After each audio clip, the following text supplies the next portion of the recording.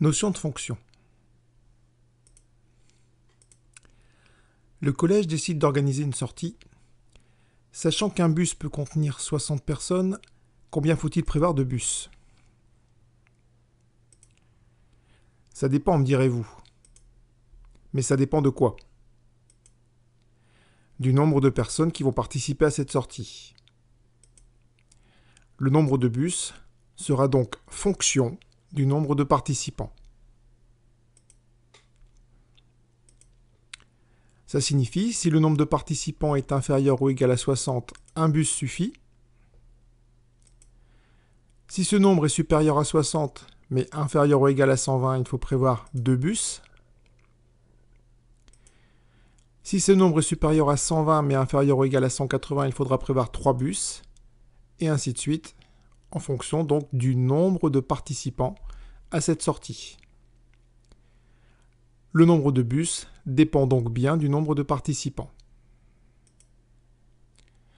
Autre exemple, pour convertir une température en degrés Celsius en une température en degrés Fahrenheit, il faut tout d'abord la multiplier par 1,8, puis ensuite ajouter 32 au résultat.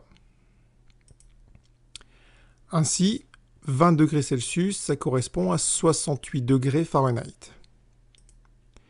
Le calcul est suivant, je pars de 20 degrés Celsius, que je multiplie par 1,8, on obtient alors 36, puis on ajoute 32, et on obtient les 68 degrés Fahrenheit.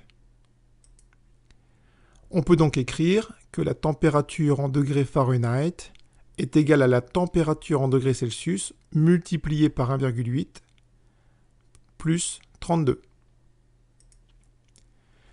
La température en degrés Fahrenheit est exprimée en fonction de la température en degrés Celsius.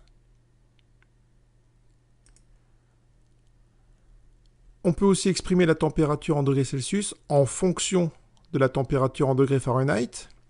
Pour ça, on aura donc température en degrés Celsius égale température en degrés Fahrenheit moins 32. Effectivement, on va d'abord retirer 32, puis ensuite on divise le résultat par 1,8. L'inverse de ce qu'on a fait ici au départ.